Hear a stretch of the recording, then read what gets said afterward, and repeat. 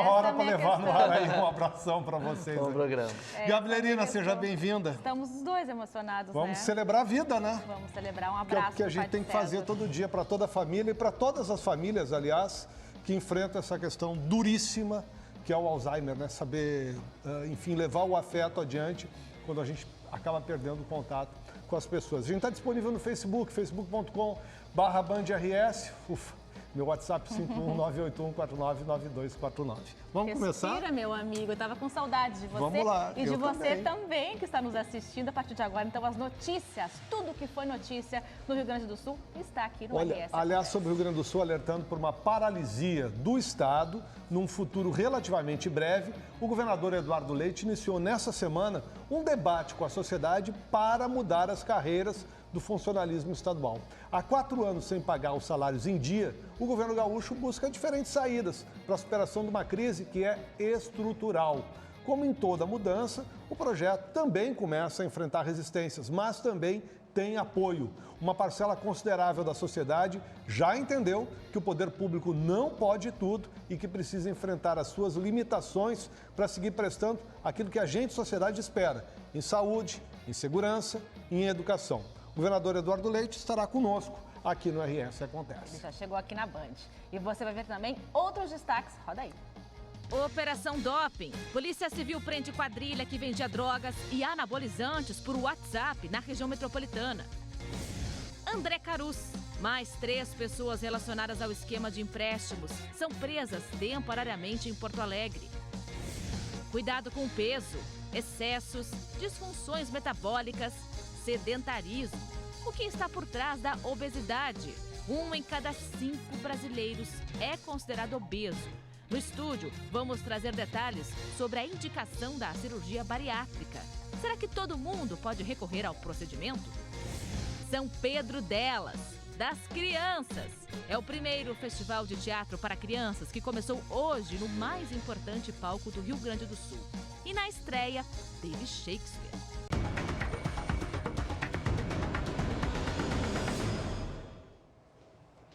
A gente falou de gaúchos, vamos falar de futuro, André Machado? Com elas? Com cultura? Isso aí, que beleza, né?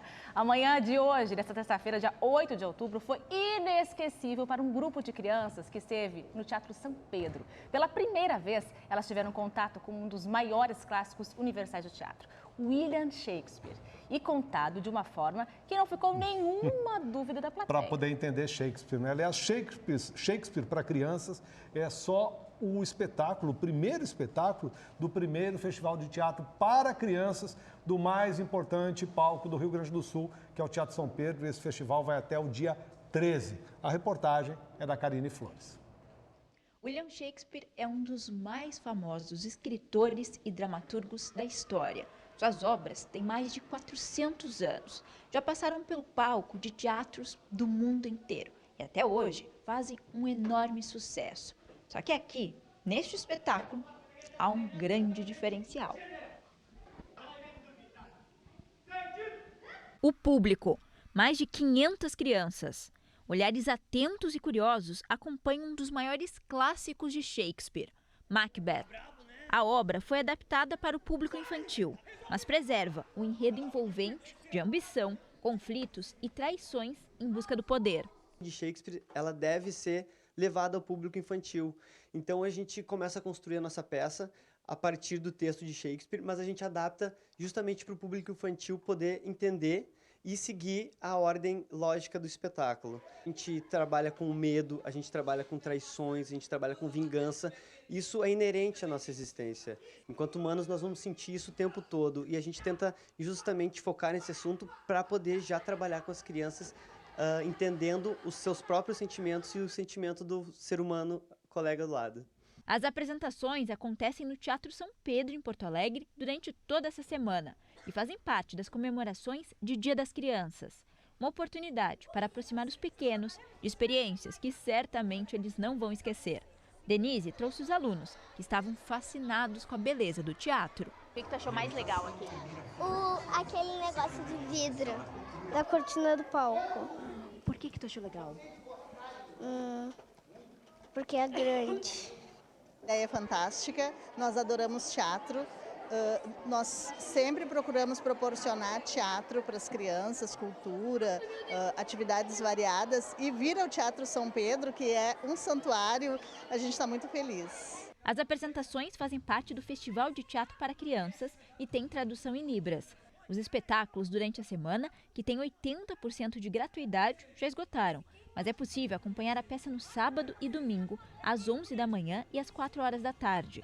Os ingressos ainda estão à venda e custam R$30. O valor da meia entrada é R$15. E para quem nunca ouviu falar de Macbeth, Maria, de 8 anos, nos conta a história, com o olhar e a simplicidade que só as crianças conseguem ter. 2 países tiveram uma guerra. Aí nessa guerra, cada um queria ser rei. Aí eles matavam um de cada um para pegar a coroa.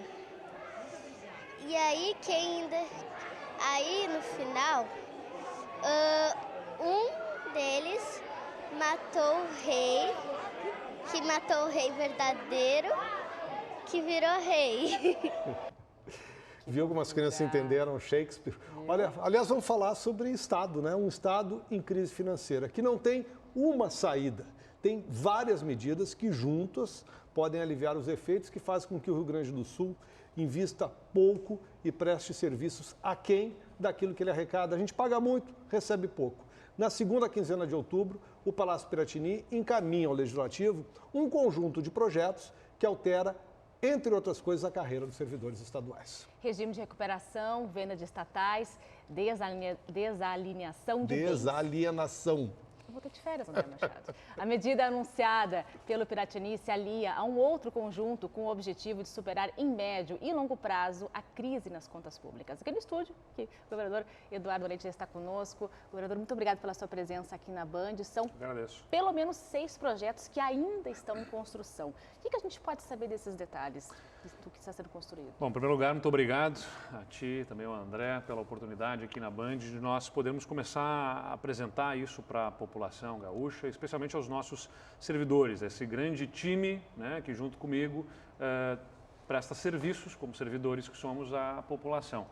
O Estado do Rio Grande do Sul, como foi falado, tem, André, um déficit de 12 bilhões de reais na sua previdência. Isso significa que depois que o servidor paga os seus 14% de contribuição previdenciária e que o Estado coloca 28% como patrão, ainda faltam 12 bilhões de reais. Quem é que paga essa conta? É o cidadão, o próprio servidor, que antes de ser servidor é cidadão e que paga o mesmo imposto elevado quando vai consumir num supermercado, quando abastece seu carro com combustível, quando consome energia elétrica, com as alíquotas majoradas de impostos que estão no nosso Estado. E veja que mesmo com essas alíquotas majoradas que geram 3 bilhões de reais no Estado, mesmo sem pagar a dívida com a União e mesmo sem pagar o devido imprecatórios que deveríamos estar pagando, que são ações judiciais que credores ganharam do Estado, boa parte de servidores que ganharam em ações contra o Estado não está pagando nos valores necessários, deveria pagar 2 bilhões de reais a mais todo ano. Mesmo assim, não se consegue pagar os salários dos servidores em dia. Mas não é só isso. Não se consegue investir nas estradas devidamente, não se consegue investir em infraestrutura nos serviços públicos de educação, de saúde. Então, o crescimento da folha de pagamento, o chamado crescimento vegetativo, é porque, independentemente da decisão do governante, a folha cresce cerca de 3% ao ano. Por quê? Que são aqueles quinquênios, triênios, vantagens? Exato, existem vantagens chamadas vantagens temporais, né, que são as vantagens pelo decurso do tempo, por antiguidade. Então, estou trabalhando, então a cada 3 anos ganha um reajuste ali de 5% em algumas categorias. Isso vai pressionando o orçamento do Estado, fazendo com que... Só para que fique claro, assim, governador, o senhor não concede, o senhor, o governo, tá? Não concede nenhum índice de reajuste ao longo de anos e mesmo assim a folha vai crescendo ano a ano. Exatamente. Por causa desses benefícios. Até há uma certa impropriedade quando se diz que os servidores estão com salários congelados, porque na verdade esses reajustes já estão dentro do plano de carreira atual. Do plano de carreira. Então, na verdade, estão havendo aí alguns reajustes por decurso do tempo, as vantagens temporais. Quem já recebeu, quem tem direito adquirido, o que o projeto, que a gente ainda não conhece, o texto do projeto, diz sobre isso? Ou seja, o que já foi conquistado permanece. Sim, com certeza. Nós não podemos e não vamos enfrentar direitos adquiridos dos servidores. Agora nós temos que olhar para o horizonte e desenhar uma nova condição de o Estado conseguir conter este aumento da sua despesa para fazer com que a receita se equilibre e ainda veja, a gente tem que gerar uma receita maior, porque mesmo aderindo ao chamado regime de recuperação fiscal com a União, nós ficaremos durante 3 anos sem pagar a dívida, prorrogável por mais 3, com retorno gradual do pagamento da dívida, ou seja, o Estado voltará a pagar a dívida com a União. Então, hoje, sem pagar a dívida com a União, eu já tenho a minha receita menor que a minha despesa. Eu tenho que fazer com que a minha despesa não cresça, tenho que fazer a receita alcançar a despesa e ainda gerar um superávit necessário para voltar a pagar a dívida com a União.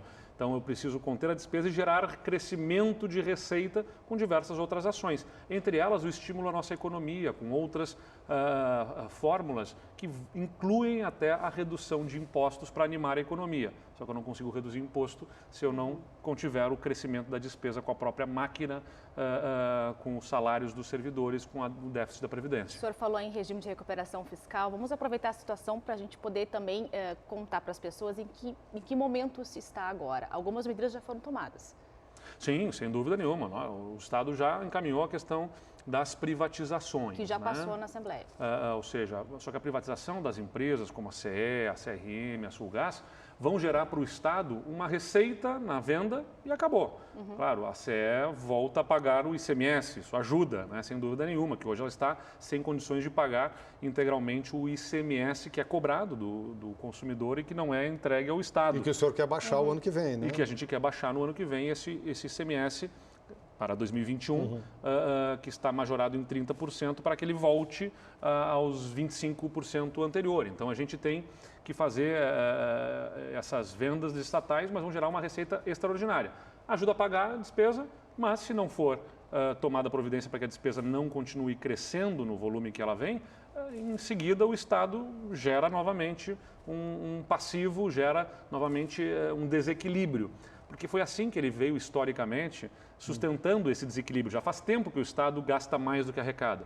Mas ele sempre dá um jeito de conseguir uma receita, né, extraordinária, ou seja, fora da ordinariedade para poder pagar as contas. Uma hora foi lá nos depósitos judiciais, vendeu parte das ações do Banco Caixa Sul, único, e por aí vai. né? Então, só o Caixa Único que tanto se fala para a população entender o que é. O Estado tem lá diversos fundos. Tem um fundo que é para a cultura, tem um fundo que é do meio ambiente, tem os recursos do Porto do Rio Grande, que deveriam, aquelas taxas, remunerarem os investimentos no próprio porto.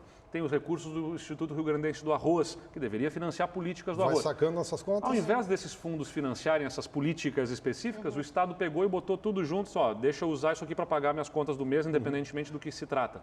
São mais de 10 bilhões de reais ao longo do tempo. E que são devidos. Que são devidos a esses fundos. Então, quer dizer, se todos esses fundos viessem bater na porta e dizer eu quero de volta o dinheiro, são 10 bilhões de reais. Fora os depósitos judiciais, que são disputas até entre terceiros. Então, se vocês dois estão discutindo uma dívida entre vocês dois, um entra na justiça contra o outro, deposita, o Estado vai lá e pega esse dinheiro para pagar a conta. Se for fazer esse cálculo, ele é enlouquecedor, né? Deve 10 bilhões para os fundos, deve mais um tanto para os depósitos, um tanto para a União, ou seja, o Estado... Nós não estamos nem discutindo essa questão desta dívida a ser solucionada. Nós estamos apenas discutindo daqui para frente não deixar mais gerar novos passivos. Ou seja, não dá mais para nós governarmos o Estado vendendo, né, o almoço para comprar a janta. A gente tem que botar com que as nossas receitas é como o salário do dia pagar as despesas do dia e não vendendo as coisas da casa. Uma das propostas que se conhece, enfim, de maneira informal sobre esse processo que o governo vem a propor,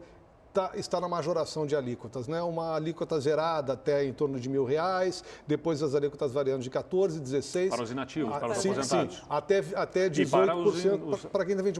Isso significa menos dinheiro no bolso daquele servidor. Qual seria a alternativa a isso? Olha, não faz isso, qual é a alternativa? Para aposentados, né? Objetivamente, não tem outras alternativas. Você tem um sistema deficitário, como eu disse, são 12 bilhões de reais. Vou insistir nisso porque a gente fala em tantas cifras, é só para explicar, é metade da receita líquida de ICMS do Estado. Receita líquida por quê? De tudo que a gente arrecada de imposto, quem está nos assistindo num supermercado, no mercadinho, quem está nos assistindo num posto de gasolina, tem ICMS sendo cobrado lá. Do que o governo arrecada, uma parte vai para os municípios. O que fica com o Estado, metade, ao invés de eu devolver para a população e serviços, é sugado por um sistema previdenciário desequilibrado. E vai crescendo R$1 bilhão por ano. Ou seja, ano que vem eu vou chegar lá e vou dizer, preciso mais um pouquinho do que a metade. Os 12 bilhões não estão consolidados, eles vão aumentando ou não. Tem crescido, né? Crescido muito acima da inflação. Em valores corrigidos há 10 anos, esse valor era de 7 bilhões, em valores presentes. Hoje é de 12 bilhões nesse ano e tem crescido fortemente. Então, o que acontece? Se nós não ajustarmos as regras previdenciárias na idade, né, outras questões que precisam ser ajustadas e também essa contribuição, a gente acaba tendo que chamar o acionista da empresa para pagar a conta. Né? Se a empresa está devendo, chama um acionista. Quem é o acionista do Estado? É o próprio cidadão, que paga essa conta através de impostos altos. E por isso que eu digo, o servidor, antes de ser servidor, é cidadão e está pagando essa conta junto. Está pagando a conta quando não tem estradas em condições, está pagando a conta no ICMS que está majorado, está pagando a conta porque a escola está sem o investimento para o seu próprio filho lá na escola pública. Então, esta conta está muito pesada. O Estado se tornou pouco atraente para investimentos privados porque o imposto é mais alto, a estrada é ruim, a burocracia é pesada e tudo isso faz com que a gente perca o nosso futuro. Por isso, a gente precisa encontrar essa solução conjugada. Nós queremos melhorar o Estado do ponto de vista logístico, faz parceria com o setor privado para as estradas. Queremos melhorar o Estado do ponto de vista de ambiente de negócios na burocracia. Renova o Código de Meio Ambiente, faz a discussão na questão da fiscal, da relação do contribuinte com a receita, que a gente quer simplificar tantos itens, entre outros, e tem que reduzir o custo para quem produz também do ponto de vista tributário.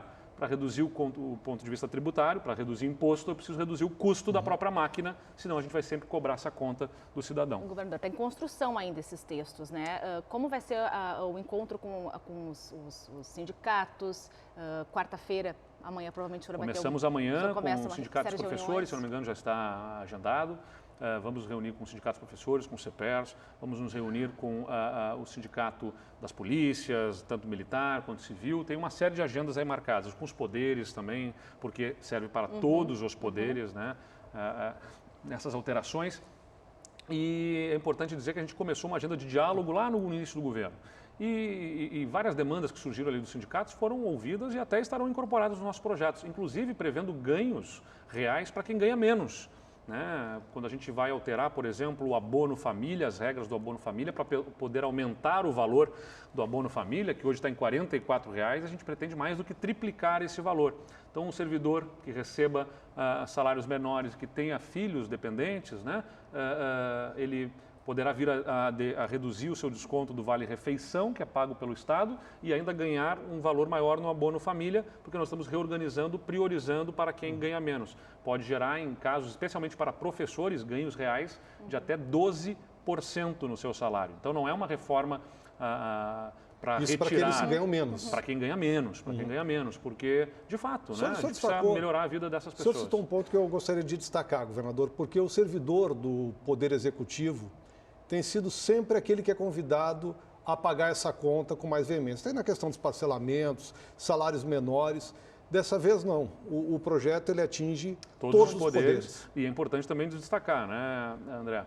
No início do ano, quando houve um reajuste para os outros poderes nos salários de desembargadores, dos procuradores, dos tribunais de contas e tudo mais, eu entrei judicialmente questionando aquele reajuste que eles concederam de 16%. Nós fizemos uma lei de diretrizes orçamentárias que prevê reajuste zero para os outros poderes. Nós estamos trabalhando muito fortemente para que a crise do Estado seja também a solução compartilhada com os outros poderes, né? Temos, em alguns casos, solidariedade, em outros nem tanto, mas nós vamos continuar nessa agenda, porque a crise é do Rio Grande do Sul, não é do Poder Executivo. A crise que se tem na Previdência é por conta do sistema previdenciário que engloba todos os servidores. E, por isso, a solução vai precisar da solidariedade de todos os servidores também. Caso do Banrisul, as ações, as ações acabaram frustradas, governador. Se possibilita, se pensa na possibilidade de privatizar o Banrisul ou isso...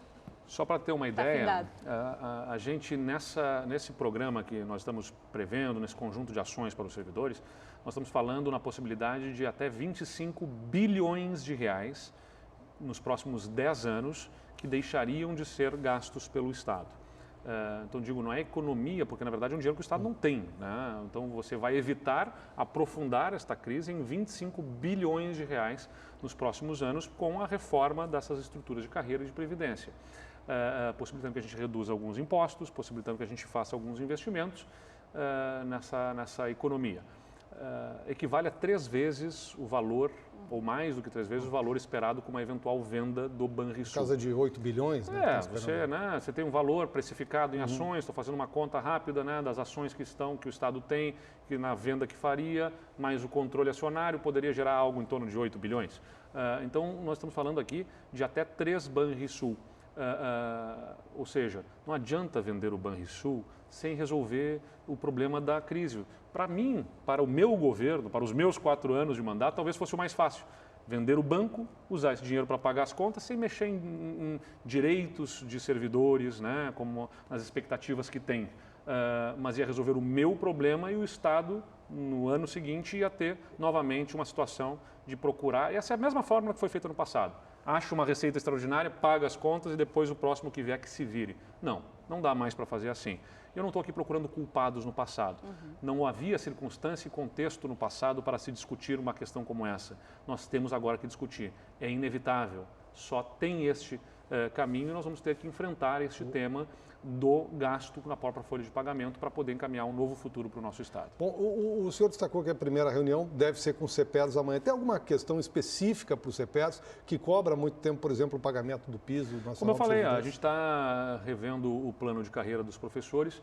Importante dizer que... Os professores não querem mexer, historicamente não querem mexer. Né? André, o único Estado, né, tenho isso para mim, o único Estado que tem um plano de carreira anterior à Constituição de 88. O plano de carreira dos servidores do magistério é de 74.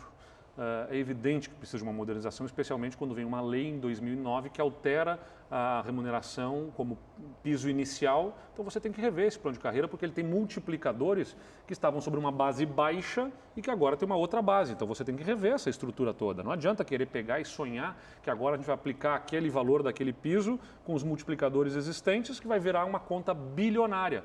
Para o Estado cumprir como o sindicato deseja, seriam necessários 6 bilhões de reais por ano. Para isso? Por ano, só para isso. Só para pagar o valor do piso nessas bases. É impossível. Seria uma vitória de pirro, que é, né, aquela vitória que é uma derrota, na verdade. Ou seja, vai comemorar num dia que foi anunciado esse pagamento e no outro dia vai estar triste porque o seu salário não vai atrasar mais 40 dias, vai atrasar 3 meses, 4 meses, na verdade. Então, isso é inviável. Então, nós estamos endereçando, sim, ações para colocarmos o piso como vencimento inicial numa nova estrutura de carreira, com revisão nas gratificações e com essas situações que o próprio sindicato nos trouxe quando a gente conversou, por exemplo, que é a questão do vale-refeição, para que o desconto não seja efetuado, para que seja feita uma faixa de isenção, o abono família. Então, tem ganhos que vão atingir, especialmente quem ganha menos. Como eu disse, até 12% de ganho real em alguns casos aí de professores que têm dependentes, o que atinge mais de 20 mil vínculos, mais de 20 mil professores no Estado com benefícios em função dessas novas estruturas. Talvez não o que sonhem, o que desejam, o que se gera expectativa,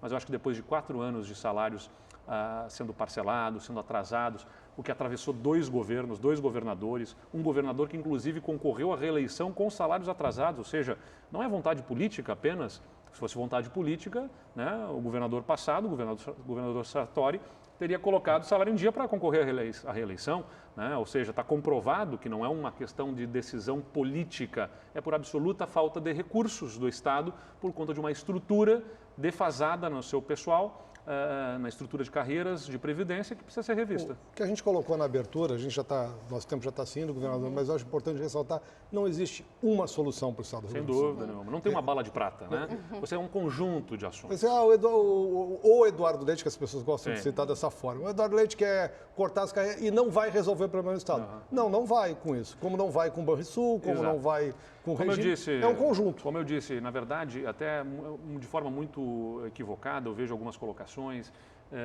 dizendo, isso é para aderir ao regime. Não é para aderir ao regime. Na verdade, o que é o regime de recuperação fiscal com a União? é como se você estiver devendo para o seu vizinho, você vai lá para ele e diz: olha, eu não consigo pagar minhas contas, eu estou gastando mais do que eu arrecado. Me dá 6 meses, me dá um tempo sem pagar a dívida que eu tenho com você para eu me reorganizar. Ele vai dizer para você: olha, por que você quer me convencer que daqui a 6 meses você vai ter outra condição melhor para me pagar? E aí você tem que mostrar para ele quais são as ações que você vai fazer para se reorganizar. E aí vai obter o ok dele para ficar um tempo sem pagar a dívida. Agora, se ele não der o ok, que é o nosso caso com a União, se ele não der o ok, a gente tem duplo problema. A gente tem que se reorganizar e ainda pagar a dívida com a União. Então a gente tem a chance de promover uma reorganização do Estado e ter uma folga, um fôlego sem pagar a dívida com a União para fazer esse ajuste de forma mais gradual. Se não tivermos esse ajuste com o ok da União, a gente tem que fazer um ajuste mais rápido e muito mais... Nós temos que pagar a nossa dívida do intervalo aqui, governador. Governador, obrigado por estar conosco aqui. A gente vai acompanhar para e passo aí as discussões dos projetos. Muito obrigado. Boa sorte. Olha, na volta do intervalo, você vai ver que Porto Alegre recebe um fragmento do osso de um dos santos mais populares da Igreja Católica. Sabe qual é? Em seguida.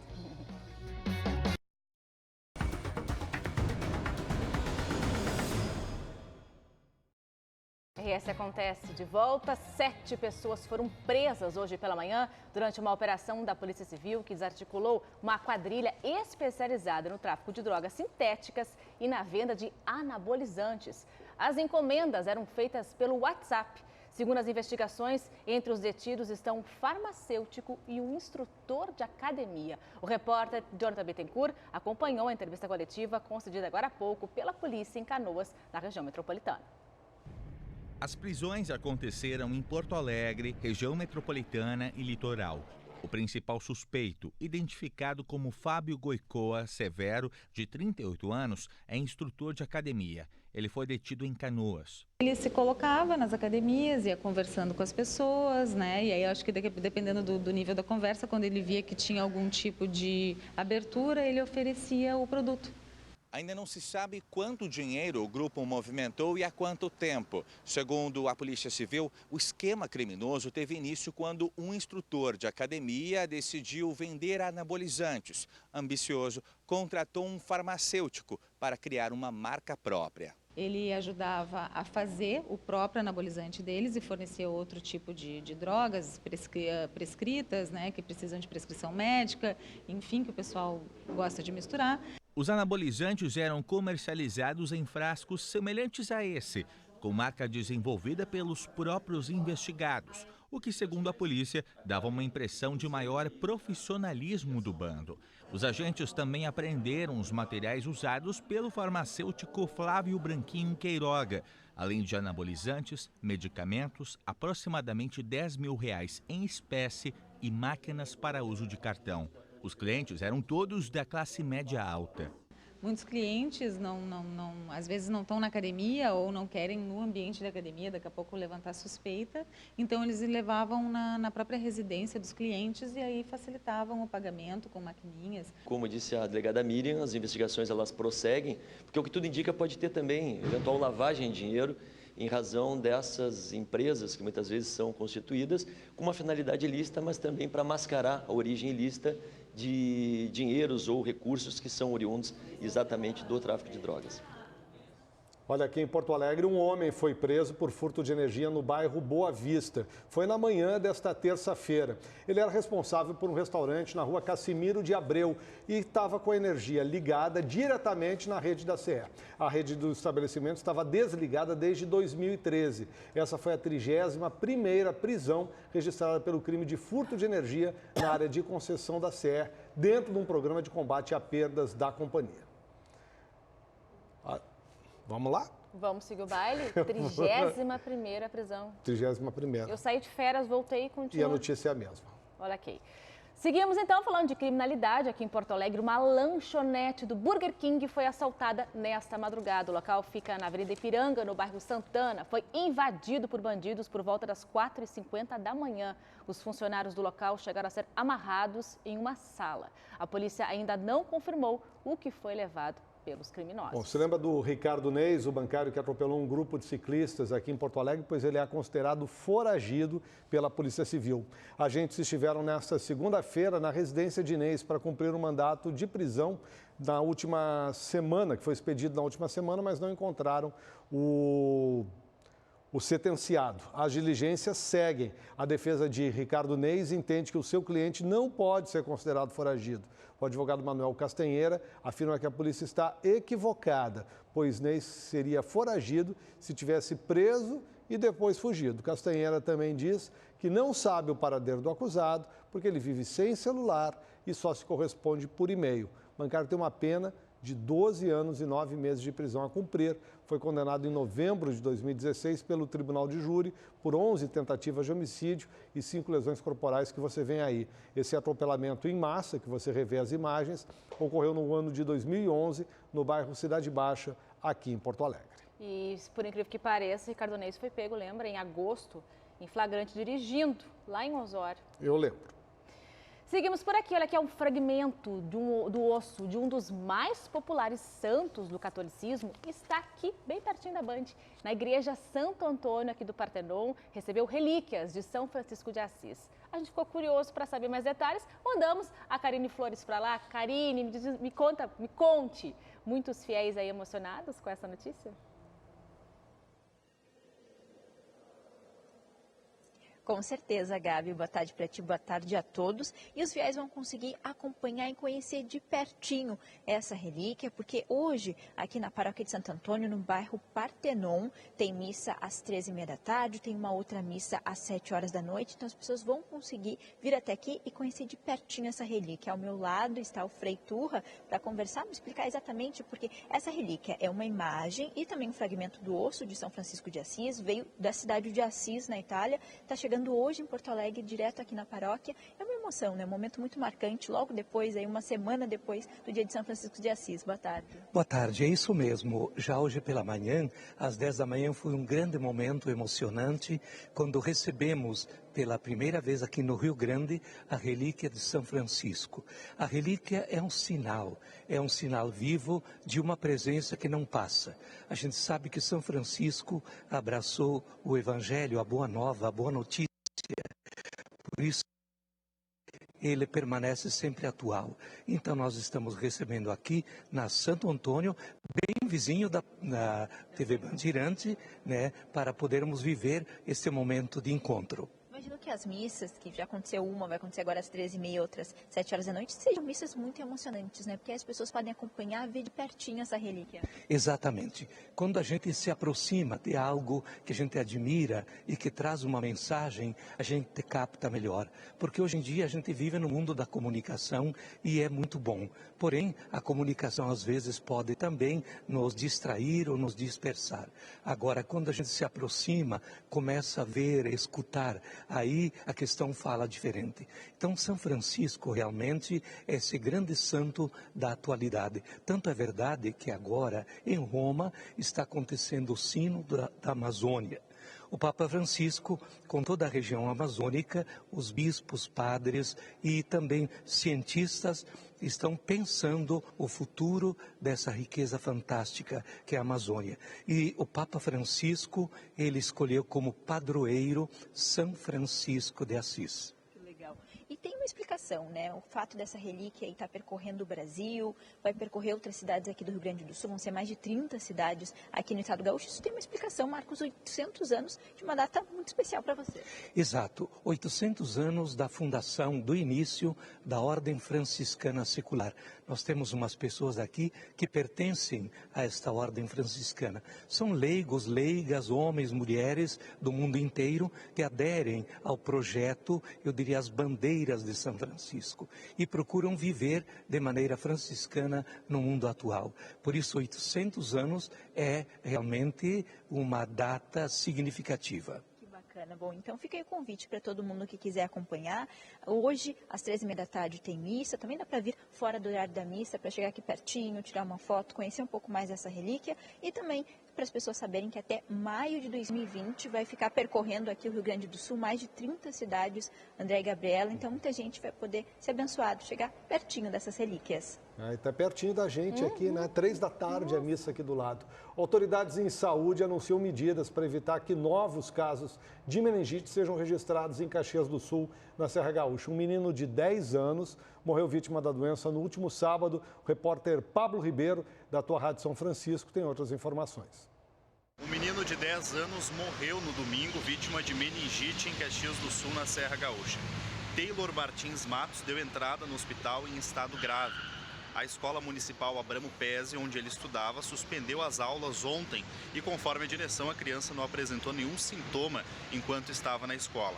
Conforme o Centro Estadual de Vigilância em Saúde, devido à rápida evolução do caso, não foi possível coletar material, sangue ou líquido da medula para análise do Laboratório Central do Estado, responsável pelas confirmações de doença no estado. No entanto, a partir dos sintomas e a progressão rápida da doença, o diagnóstico foi positivo para a infecção pela bactéria. A Secretaria Municipal de Saúde de Caxias do Sul desencadeou medidas de controle na escola onde a criança estudava. Os colegas de turma receberão um tratamento preventivo. Tristeza, hein? Obrigada, Pablo. E seguimos ainda falando de Caxias do Sul, porque agora há pouco os vereadores de Caxias aprovaram a abertura de um processo de impeachment contra o prefeito Daniel Guerra, do PRB. 14 vereadores votaram a favor e 8 contra. A denúncia envolve 4 itens, entre eles a proibição da bênção dos capuchinhos na Praça Dante e o fechamento de um postão 24 horas. Este foi o 7º pedido contra a Guerra apresentado e o primeiro a transformar-se em comissão processante. Bom, nós vamos ao intervalo comercial e na volta vamos falar sobre a Câmara Municipal aqui de Porto Alegre. A Polícia Civil faz nova prisão na operação que investiga um vereador aqui da capital. Vamos falar ainda de uma sindicância sobre licença em saúde. Em instantes.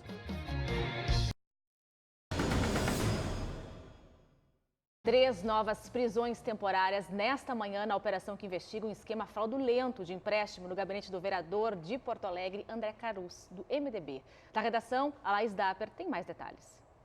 A Polícia Civil prendeu temporariamente na manhã de hoje mais 3 pessoas envolvidas no caso de extorsão de assessores do vereador do MDB de Porto Alegre, André Carus. Essa fase da operação investiga o núcleo financeiro desse grupo. Foram presos hoje diretores da empresa que concedia os benefícios aos funcionários públicos. Os envolvidos no caso são acusados de corrupção, associação criminosa e concussão, que é quando um funcionário público utiliza-se do cargo para benefício próprio. Ainda ontem, um dos assessores de Carus foi preso em Porto Alegre por envolvimento no caso. O vereador está preso desde o dia 1º de outubro. Na Câmara Municipal aqui de Porto Alegre, uma comissão de sindicância apura as licenças médicas usadas pelos servidores do gabinete de Carus para ampliar, entre outras coisas, a faixa de empréstimo. A presidente da Casa, Mônica Leal, está conosco por aqui. Vereadora, seja bem-vinda aqui ao Grupo Bandeirantes. Boa Como é que tarde, está o trabalho obrigada. dessa comissão? Já faz uma semana que a senhora anunciou que seria realizado esse trabalho. Sim, ela na verdade foi anunciada, mas hoje, somente hoje de manhã, pela manhã, às 11 horas, é que ela saiu no DOPA, né? Então, a partir de agora que ela está valendo. A partir de agora é que ela começa a funcionar. Qual é a preocupação? É que como foi notória, foi uma publicação em todas as mídias de que havia essa questão das licenças médicas para adquirir empréstimos consignados e que aumentariam os valores. Isso dava uma vantagem para quem tirava. Isso dava uma vantagem, né? O que eu logo me preocupei como presidente da casa é apurar essas licenças médicas. Quantos funcionários tiraram? Se tem ideia que funcionários? Disso? Que doenças são essas? Quem são os médicos que estão atestando isso? Porque nós, lá na Câmara Municipal, nós temos um posto de saúde que não tem essa responsabilidade. Ali o posto de saúde é só para um atendimento meio de emergência do dia. Quando o assessor, o funcionário, ele tem um problema maior, ele vai ao seu médico e ele apresenta essa licença no posto do IAPI. Então, ele entra em licença e faz esse empréstimo consignado, como foi colocado, nós precisamos saber. Não tem nenhuma informação até agora. Exatamente. Ela saiu hoje, a sindicância ela vai funcionar para apurar essas licenças médicas, quais são as doenças, quantos funcionários, assessores, CCs, quem está assinando, tudo isso é necessário a gente São servidores saber. do quadro da casa que leva a comissão adiante, vereadora? Quem é que leva a comissão? Tem um procurador, tem um funcionário da casa, enfim, ela está sendo... O foco é o gabinete do vereador Carus ou a Câmara vai olhar de alguma maneira todas as licenças que existem na casa? Não, tudo começou por essa questão do gabinete do vereador Carus, porque nós fomos surpreendidos com essa quantidade de pessoas tirando licenças médicas. Então, eu decidi que seria algo necessário. Ainda não sei, não posso te dizer, porque eles estão justamente se aprofundando nessas questões, mas corre em sigilo, porque trata da vida funcional das pessoas. Essa questão que envolve esses empréstimos dessa entidade, Municred, né? Que envolve esse empréstimo. Ela tem algum convênio com a Câmara Municipal, vereadora? Não, que eu saiba, André, ela funciona da seguinte maneira, ela faz o empréstimo consignado, ou seja, o funcionário desconta em folha, também para os funcionários, né, que solicitarem esse empréstimo consignado. Agora, vou te dizer assim que para mim foi uma novidade, foi um susto, aliás, né? Porque essa prática é muito grave, se realmente foi confirmada, ela é muito né, grave e ela é uma prática criminosa. Eu nunca tinha visto algo assim, porque se ouvia falar, né, daquele esquema de caixinha, de salário, mas contratar funcionários, tá, com a obrigatoriedade que eles fizessem um empréstimo para passar para o político, realmente é uma coisa inédita. Eu não me lembro, em 20 anos de política, eu nunca tinha escutado algo igual. A senhora tinha referido, inclusive, naquele dia, que qualquer cidadão, um vereador ou qualquer cidadão, poderia pedir a abertura de um processo de afastamento efetivo do vereador Caruso. Isso ocorreu, vereadora Mônica? A questão é a seguinte, que qualquer cidadão porto-alegrense pode, com título, né, em Porto Alegre, ou político, vereador, até mesmo presidente, pode pedir a cassação, pedido de cassação do vereador André Caruso, o mandato. Ocorre que é necessário, na opinião dos juristas da Câmara, que se espere, se aguarde a finalização do inquérito. Do inquérito policial. Para ter as provas concretas, né? Porque nós temos essa necessidade para não cometer de forma alguma nenhuma injustiça. Então mas nenhum cidadão apresentou até esse momento. Ainda não, mas eu já ouvi comentários que havia movimento para isso, de algumas pessoas. Sindicância, agora quais são os próximos passos, então? Ela hoje saiu no DOPA, né? Ela começa a funcionar, as provas, averiguação, pesquisa, e vai checar toda essa documentação das doenças, das pessoas que tiraram, a quantidade, o tempo. É um pente fino, né? É um pente fino. Aí nós vamos passar em toda os assessores, funcionários da Câmara. Da Câmara toda? É necessário. É necessário nesse momento. Como é que se gere a imagem da Câmara nessa semana, hein, vereador? Bom, André, eu nessas coisas sou muito objetiva, né? Tu conhece meu jeito, eu não acho que é, nesse momento, possível generalizar. Vamos lá. Na saúde, nós tivemos próteses de 5ª categoria colocada em pessoas, né, em seres humanos, como se fosse de 1ª categoria. Nem por isso a saúde ficou abalada. O leite, o queijo, na alimentação, a mesma coisa. Em todas as áreas tem escândalos e corrupção. O jornalismo tem fake news. Exatamente, eu sou colega de vocês. Então, não dá para generalizar de forma alguma. É claro que isso nos deixou, eu principalmente fiquei muito impactada, porque eu estou na presidência da Câmara, né? E peguei essa grande bomba na minha mão, tá? Então eu tenho que tomar frente à situação. Tu recebe ligação da polícia, gabinete do vereador Caruso, material recolhido. A senhora teve que prestar depoimento? Exatamente, eu fui prestar depoimento, levei os bilhetes encontrados embaixo das portas, né? Enfim, todas essas questões mexem contigo, assim, sai da rotina, né? Mas faz parte. A vida segue. A vida segue. Eu costumo dizer que a minha vida é que nem a Band, de 20 minutos. Tudo pode mudar. Vereadora Mônica Leal, presidente da Casa. Quando terminar a CPI, a sindicância, a senhora é a nossa convidada para estar aqui também, para trazer o resultado. Pois não, farei isso com todo prazer. Obrigada, presidente. Obrigada. Vamos seguir por aqui. Olha aqui, o lago, junto à Ponte de Pedra, o Largo dos Açorianos, ganhou hoje uma atração especial, bem diferente. A intervenção artística O Barco foi colocada sobre o espelho d'água para abarcar a 9ª Semana Municipal da Água de Porto Alegre. A iniciativa é do Departamento Municipal de Águas e Esgotos. Ficou bem bonitinho, hein? Olha, hora do intervalo e na volta nós vamos falar sobre obesidade. Não saia daí. Próxima sexta-feira é o Dia Internacional de Combate à Obesidade. De acordo com dados do Ministério da Saúde, 1 em cada 5 brasileiros é obeso. Mais da metade da população brasileira tem excesso de peso. Para falar sobre isso, conosco aqui no estúdio, a presidente da Associação Brasileira de Apoio aos Obesos e Bariátricos, a Jussara Tessely, e o cirurgião Eduardo Trindade. Boa tarde, muito obrigada pela presença de vocês aqui. Boa tarde. Fazer uma cirurgia bariátrica, se tem alguns detalhes bem importantes, né, doutor? Na verdade, não são detalhes, né? Que a cirurgia bariátrica não é só para combater a obesidade em si. A cirurgia bariátrica é para combater as comorbidades associadas à obesidade. Porque a obesidade está associada à hipertensão arterial sistêmica, diabetes mellitus tipo 2, a mais de 20 tipos de câncer. Não é uma cirurgia estética, né? Não é uma cirurgia estética. Como eu falo para meus pacientes, emagrecer ou ficar fininho, como a gente brinca, é o ganho secundário, porque o ganho primário é a melhora dessas comorbidades, dessas doenças associadas. Ela tem efeitos colaterais graves, que fica bonitona, como a Jussara, né? Que pegou, que passou pela cirurgia. Mas tem gente que ainda procura a cirurgia como uma forma de emagrecer? Sem dúvida alguma, né? Que o critério da cirurgia bariátrica atualmente é um critério bem objetivo e tem uma regra muito clara, né? Que é através do índice de massa corporal, que é o peso sobre a altura ao quadrado.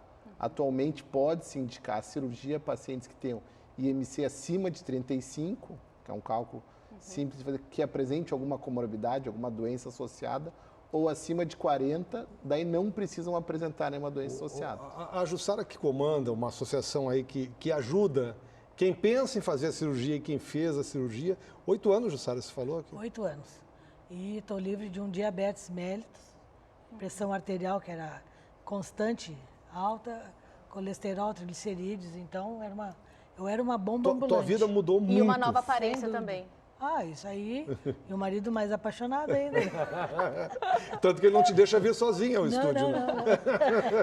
Sempre me acompanha. Como que foi passar por esse tratamento? Olha, no primeiro momento eu comecei a tratar o diabetes, mas eu estava na época com 106 quilos e não me sentia bem. Todos os sintomas da doença estavam cada vez piorando. Aí consultei a um médico que fazia cirurgia bariátrica, mas com a intenção de controlar o meu diabetes. Ele disse para mim, olha, é indicado. Vai de ti agora resolver fazer ou não, mas tu pode fazer um tratamento para controlar o teu diabetes, mas a cirurgia bariátrica ela está tendo um ótimo resultado e te ajuda também nos outros fatores que estão te incomodando. Seria a pressão alta, mudou a tua vida. Porque o nome até deveria até se modificar o nome cirurgia bariátrica, que é envolvendo só pela questão de peso, para cirurgia metabólica. Porque aqui está o belo exemplo. Os benefícios metabólicos da cirurgia, porque provavelmente ela curou o diabetes antes de perder peso. Com certeza. Estou correto? Certo. Correto? Então, antes, dá umas alterações metabólicas e hormonais no indivíduo que acabam curando essas doenças. Isso que é o mais importante. Ontem, doutor Eduardo, no meu programa na rádio aqui, a gente está falando com a vereadora Mônica Leal, então o vereador Cláudio Janta, que passou pela cirurgia e ele, enfim, além de estar com uma aparência muito mais saudável, ele dizia assim, André, se eu soubesse, eu tinha feito muito tempo antes. Ele teve medo de fazer durante um tempo, ele não conseguia calçar um sapato, só usava crocs, agora ele sente-se um outro cidadão. Qual é o momento da pessoa conscientizar-se e dizer, a partir de agora eu estou pronto para enfrentar a cirurgia? Na verdade, o grande momento é quando a paciente sentir que, por exemplo, assim, não adianta, eu tenho que mudar de uma hora para outra, senão daqui a pouco a pessoa, infelizmente, vai morrer. A gente está vendo a população acima de 60 anos não tem tantos obesos. Por que não tem tantos obesos? Porque eles faleceram antes. Faleceram de AVC, faleceram de infarto agudo do miocárdio. Então, o que eu brinco? Se alguém de nós aqui tiver um melanoma, a gente vai procurar um cirurgião amanhã. A mesma coisa, se atingiu esses índices de massa corporais tão elevados, tem que procurar o cirurgião naquele momento. Não ficar esperando muito, porque muita gente fala, não, eu não estou operando a cabeça, se eu não operar a cabeça não adianta. Mas a questão da saciedade, eu vou pegar o exemplo aqui da nossa operada bariátrica. Não estou falando, a partir do momento que te operou, tu começou a ficar saciada com uma menor quantidade de comida? Com certeza. E não tem aquela vontade de comer que a gente tinha antes, que era quase compulsividade. Como é que é o depois da cirurgia, hein? O pós? Eu não sei se eu sou exceção, mas eu estou te dizendo, eu saí tão bem da cirurgia, eu não tive dor, eu tive só no pós-cirúrgico, mas eu me comportei direitinho E comecei uma vida normal, em 10 dias eu já estava voltando a trabalhar no escritório, subia uma Esse escada. prazo é regular, a média dos pacientes nesse prazo de 10 a 12 dias já se sentem muito bem. E o que chama atenção no pós-operatório imediato, que eles dizem, doutor, eu não estou com fome. Por exemplo, aquele indivíduo que comia uma alimentação muito grande no almoço e no jantar, no terceiro dia da cirurgia, ele diz, doutor, eu nem estou com fome, a gente oferece 100 ml de líquido. Não quero nem o líquido. Mas Então, aí tem que tomar um cuidado também, né? Que é para garantir que vai ter os minerais, as vitaminas, enfim, os nutrientes que precisa. Começa a comer melhor também. Na verdade, começa a comer melhor e começa a se preocupar com o que está comendo. Começa a tentar fazer uma dieta balanceada. Porque sabe que vai comer menos, né? Sabe que vai comer menos e acaba se tornando não uma preocupação, mas a pessoa fica mais consciente daquilo que realmente precisa comer. Que é a qualidade de vida, né? Que é uma qualidade de vida, que é uma preocupação que a pessoa sempre deveria ter tido desde a infância. Tem idade, falando em infância, para começar a pensar na cirurgia? Na verdade, agora, atualmente, a cirurgia é preconizada entre os 18 e 65 anos. Só que esses critérios não são absolutos, a gente pode relativizar. Eventualmente, já tem crianças com super obesidade que a partir dos 14 anos, claro, daí é uma avaliação muito mais complexa, passa por endocrinologista pediátrico, passa inclusive pelo psiquiatra, já se faz cirurgias nessas faixas etárias. 14 anos. 14 anos, já temos alguns casos, são casos excepcionais, mas se viu que a cirurgia é muito benéfica também para os pacientes. Agora, aumentou o número de adolescentes obesos? Sem dúvida, aumentou muito a obesidade infantil. Então, já é uma preocupação muito grande pela essa questão até dos WhatsApps, dessa questão. Sim, o pessoal mais em casa, mais sedentário. Nós temos que estar voando. Quem precisar de informação, tem o site da associação, página... Contatos Bariátricos do Brasil. Bariátricos do Brasil. Contatos Bariátricos do Brasil. Jussara, obrigado por estar conosco. Obrigada, André. Obrigado por estar com a gente aqui. E nosso tempo se foi. Tu veio, voou rapidinho nosso tempo. Acabou as férias dela. Eu vim para fazer correr esse jornal, Essa edição de hoje fica por aqui. A gente volta amanhã às 1h30 da tarde. Mas tem o Band Cidade antes das 8h50. Até amanhã. A gente se vê amanhã. Até lá, gente. Tchau, tchau. Vamos.